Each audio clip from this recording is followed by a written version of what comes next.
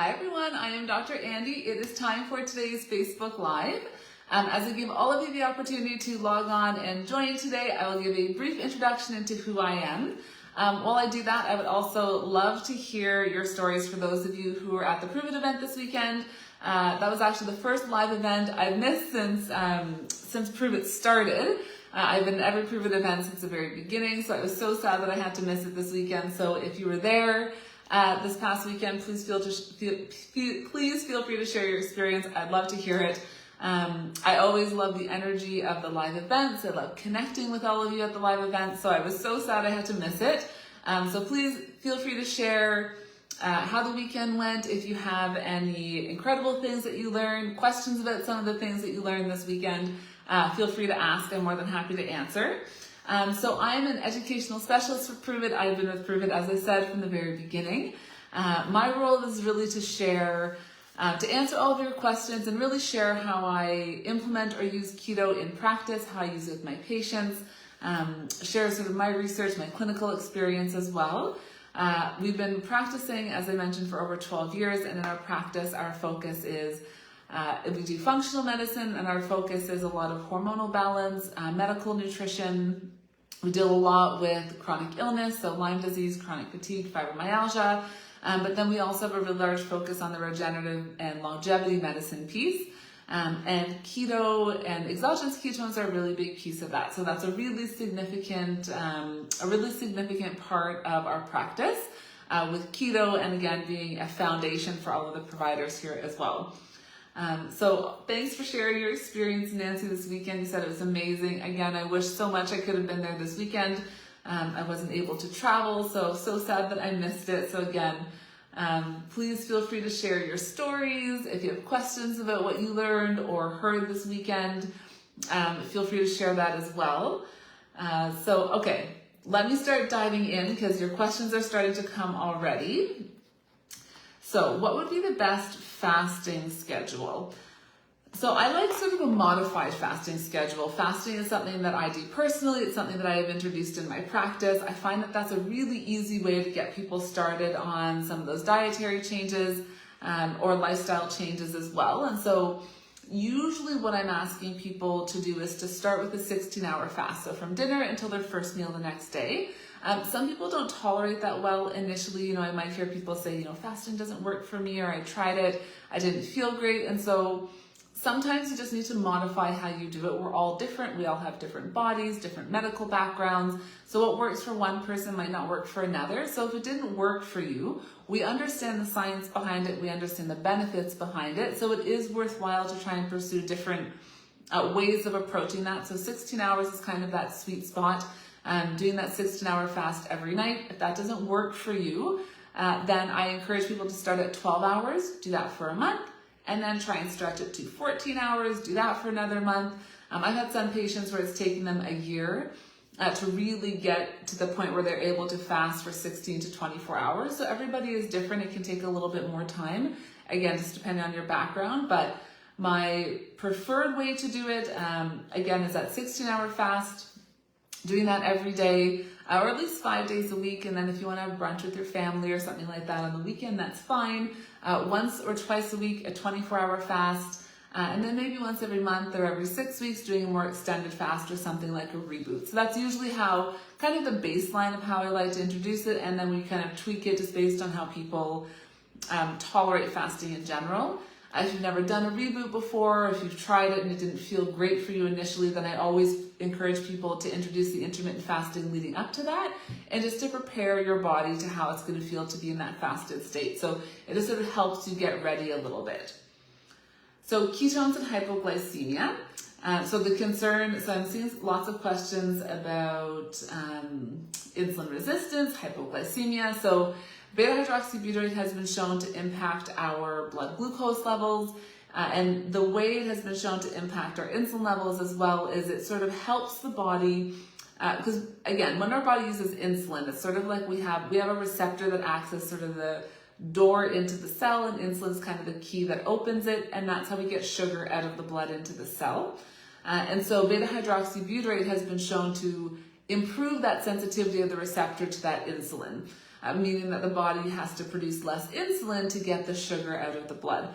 I don't see a ton of hypoglycemia, to be honest, when someone takes exogenous ketones. In a ketogenic diet, that is possible for sure, depending on how restrictive you are from your carbohydrates, also depending how quickly you launch into keto. So if you're new to keto, you're just launching in and your body is carbohydrate dependent, you haven't quite transitioned into keto, then I do see people get a little bit hypoglycemic, they get a little bit shaky. And when I see that, when people say, I have to eat every 2 hours, I feel awful. If I don't eat every few hours and get my blood sugar up, then I feel terrible, I'm shaky, and that usually tells me that we're a little too dependent on the sugar and that we do have to make those changes to a lower carbohydrate diet. You just have to do it a little more slowly, allow your body to adapt. That's where, again, exogenous ketones can be helpful in that adaptation. Using MCT oil as well can be helpful in that adaptation as well. Someone who's pre-diabetic, how do ketones affect someone who's pre-diabetic? Sort of just how I mentioned as well. So if somebody is pre-diabetic or diabetic, I'm usually encouraging them to reduce the sugars because we know diabetes, type 2 diabetes, it's caused by high carbohydrate consumption. So you can reverse that by reducing your carbohydrate consumption. But again, the exogenous ketones can help by sensitizing those receptors to that insulin and getting that blood sugar out of the system. So for someone who is diabetic, the first thing I'm doing is putting them on a keto diet. Type 1 diabetics or late stage type 2 diabetics, that's the group of individuals where they need to be careful. Because if you're taking insulin, that's the only time where we're concerned about diabetic ketoacidosis. If you have insulin in your system, that can't happen, which is that overproduction of ketones in your system. Type 1 diabetics obviously don't have insulin, they're taking it, and same with late stage type 2. So if that's the case for you, then you have to make sure you're a controlled diabetic and that you're working with someone who's really knowledgeable in ketones who can help you, because there is a significant amount of research looking at the role of ketones and the ketogenic diet in both of those areas, and the benefits as well. But you just need to make sure you're working with somebody who is well versed in the ketogenic diet, who can help guide you just to make sure that some of those side effects aren't an issue for you. Impaired liver, are ketones okay? Hard to say. I'm not sure what impaired liver means exactly. I don't know if you mean fatty liver. I don't know if there's another issue, or if you're wondering if ketones will cause issues with liver function. So if I have to circle back to that question and start there, no, ketones in the ketogenic diet will not cause harm or impair the function of the liver or cause any detrimental impact to the liver. If you have impaired liver function, again, I don't really know what you mean exactly by impaired liver function, if you mean fatty liver or something like that. But if it's fatty liver, the misconception with fatty liver is that when someone has fatty liver, they have to follow a low-fat diet. That is not true. We develop fatty liver from an excess of carbohydrates in our diet, so you actually need to follow a low-carb diet if you have fatty liver. So for people who do have fatty liver, I'm transitioning them to a full ketogenic diet, a low-carb diet, and then I will personally give them exogenous ketones. But obviously, if that's your case, you have to check with your healthcare provider and make sure that that's safe with you or safe for you.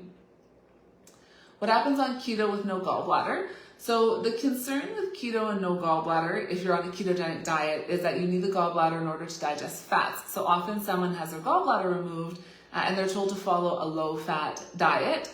I never encourage people to follow a low-fat diet. Our entire body is made of fat. All of our cells are made of fat. The brain needs fat. We never want to be on a low-fat diet. We want a good, high, healthy fat diet, avocados and olive oil, things like that. So for my patients with no gallbladder, I'm still encouraging them to follow a high, healthy fat diet, a lower carb diet, and now we're just supplementing because the gallbladder is gone. And so now you need something just to replace the function of the gallbladder to allow your body to digest fats effectively and appropriately.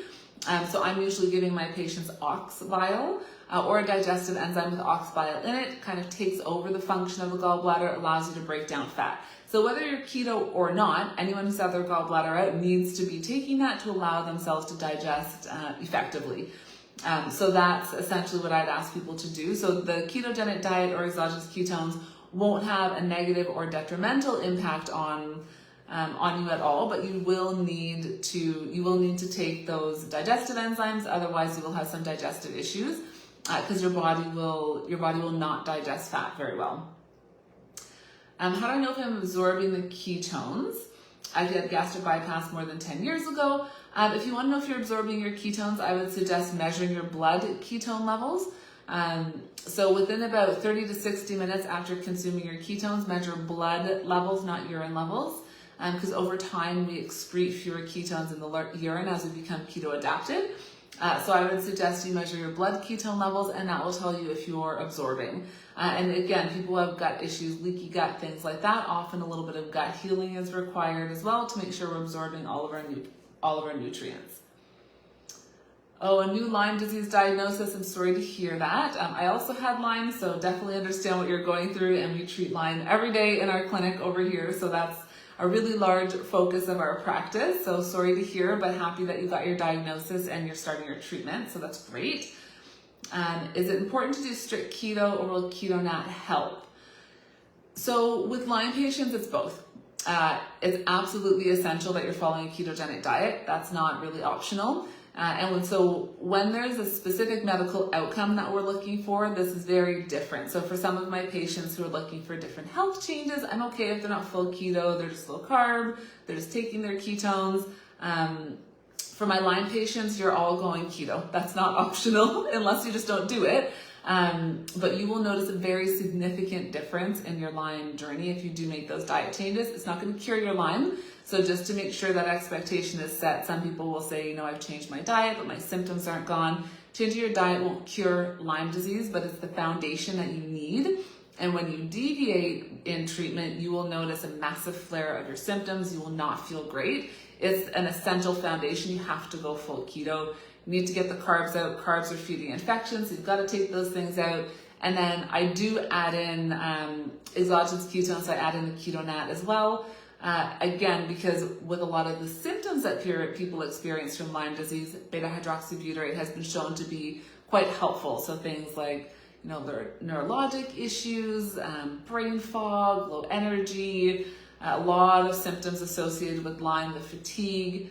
The beta-hydroxybutyrate can really play a role in all of those areas. So that's something I would really encourage you to do, is both. Why have my ketones stopped working? So I'm curious just about what you mean by stopped working. So I don't know if you mean like energy wise, or you were losing weight and now you're not losing weight.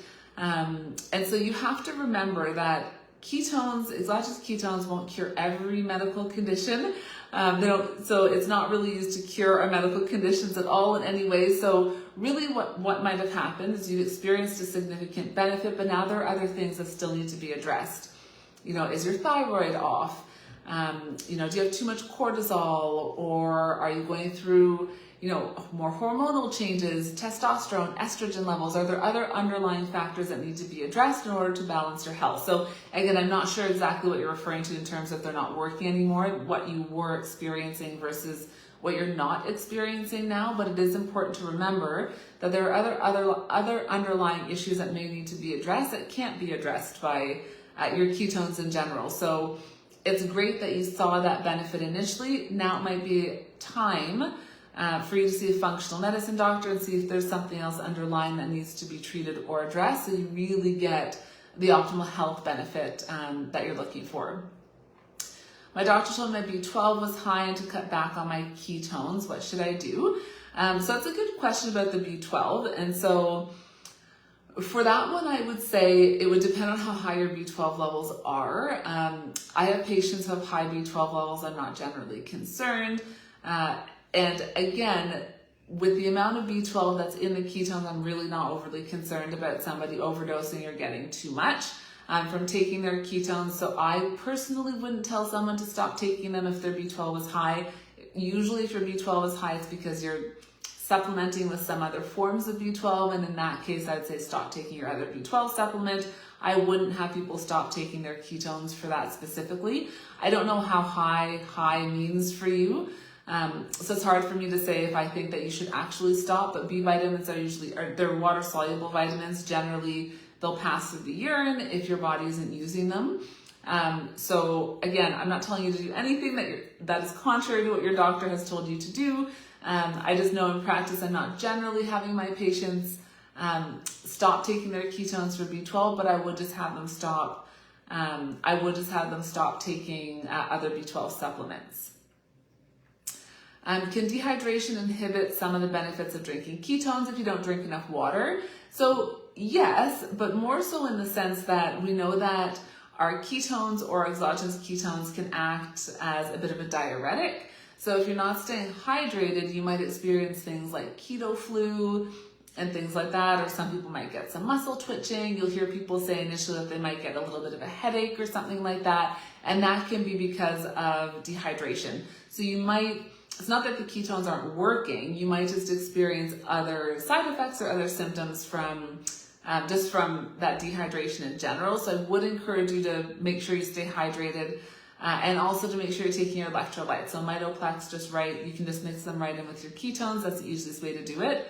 And then drinking Mitoplex with your ketones, but obviously, of course, you still need your water as well. What should I eat after doing a 60-hour keto reboot?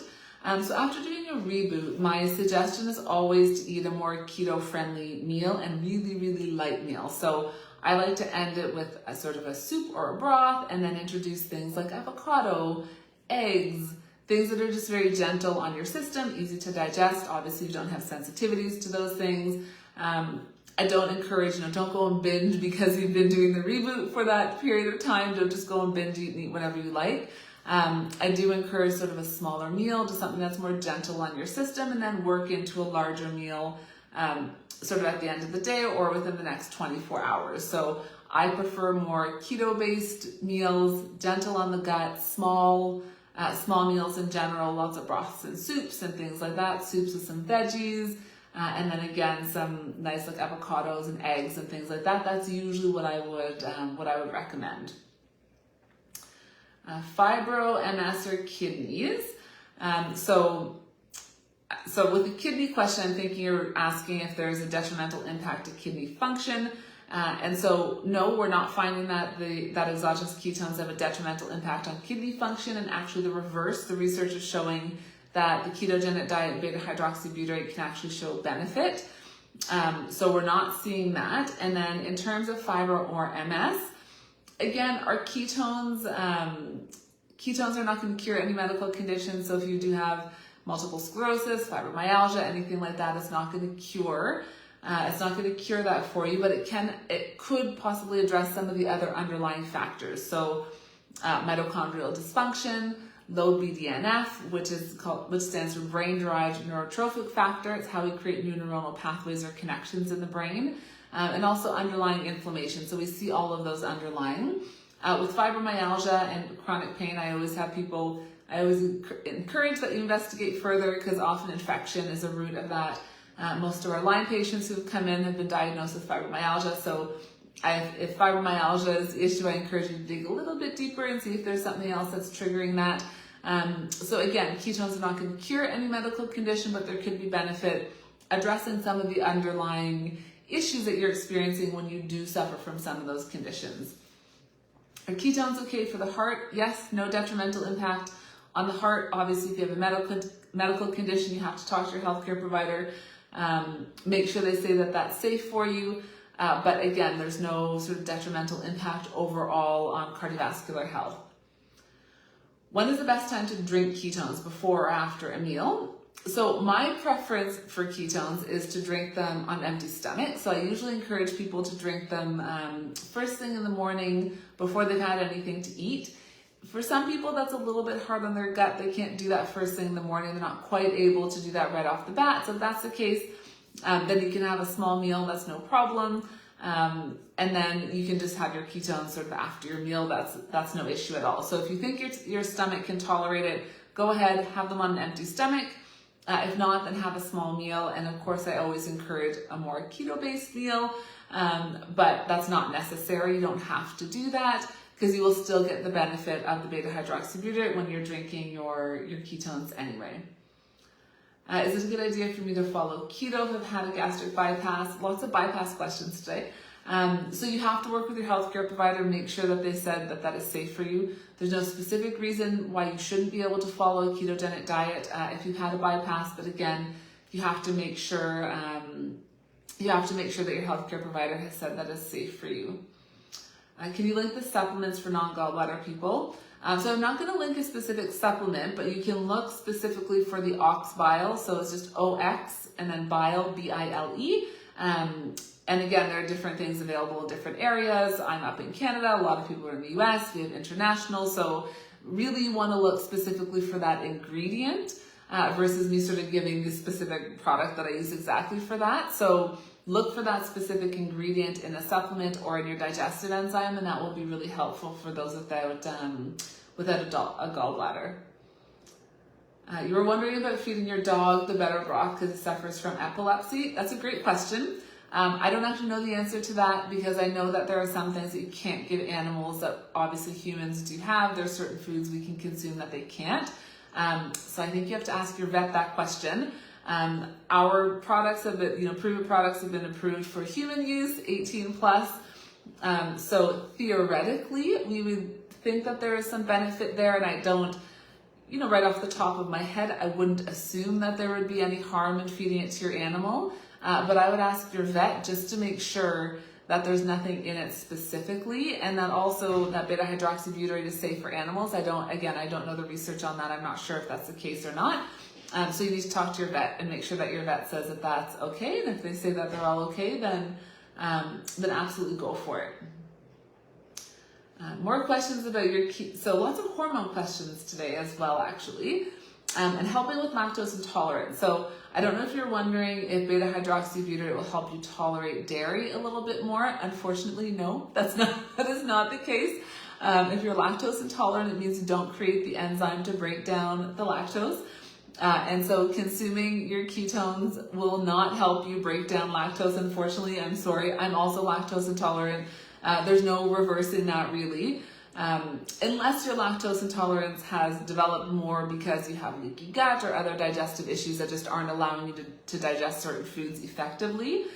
But most people have some struggles or challenges with dairy, and you can't really reverse that. So you could do a lot of gut healing and things like that, but no, the ketones aren't going to help with lactose intolerance, unfortunately. That would be great, but no, it's not going to do that. Is it great for dogs? Lots of questions about your dogs as well. Can you drink your ketones with food? Yes, you can. Again, as I mentioned earlier, you don't have to either be following a ketogenic diet or doing fasting to still get the benefits of ketones. I mentioned earlier in the call as well that there's a potential benefit for getting the sugar out of our blood into our cells. So there's some benefit there as well after consuming a meal that's maybe higher in a little bit of sugar, helping to get that out of your system into the cell. So yes, you can drink your ketones. You can drink your ketones with a meal. What if you have high thyroid and low testosterone and estrogen that you're currently taking medication for? Not a problem. So essentially when you say high thyroid, I don't know if you're referring to hyper or hypothyroidism, because I'm assuming hyperthyroidism and you're not referring to just a high TSH, which would be hypothyroidism. So I'm going to assume hyperthyroidism in that question. And then also low testosterone and estrogen. Hopefully you're also taking progesterone, because you can't take estrogen without progesterone, otherwise you're not protecting the endometrium. So if you're taking estrogen without progesterone, please go back to your doctor and get yourself onto some progesterone, even if you don't have a uterus, because you still get significant benefit from the progesterone. That's just an aside. But no, there shouldn't be any issue in taking your exogenous ketones, whether you're hyper or hypothyroid. And same if you're either in menopause or just have, low estrogen or testosterone. We have a lot of my menopausal women are taking exogenous ketones, no issue. And same with those with thyroid imbalance, no issue there as well. So absolutely, again, check with your doctor, make sure that they said that is safe for you, but there shouldn't be any issue. And then go get yourself some progesterone and add that in because you're on the estrogen as well. Wondering if you're over consuming sodium. So I always refer back to the article called "It's Not Salt's Fault." So that article is very helpful in demystifying some of that research that we have around sodium consumption. A lot of people assuming that, if we consume salt, then we're going to get massively high blood pressure and things like that. And we now know that that's not necessarily the case. Salt has been demonized sort of in the same way fats have been demonized. So I encourage you to go back and read that article. If you do have an actual sodium sensitivity or some kind of genetic predisposition, then you may need to decrease your sodium intake. So you have to figure that out with your doctor as well. But otherwise, there shouldn't be a large concern about the sodium content of the ketones. So go back and read that article, and then also just confirm with your doctor as well if you do have that salt sensitivity. How long do you need to wait after drinking ketones before you eat or drink anything? So it depends on sort of, I guess, the benefit that you're looking for. I would say if you're looking to have it as sort of a pre-workout, then I would take it 30 to 60 minutes before the workout, then you eat after your workout. If you're just having it in the morning and you're not fasting, then give yourself maybe an hour or an hour and a half. But again, you can still consume ketones.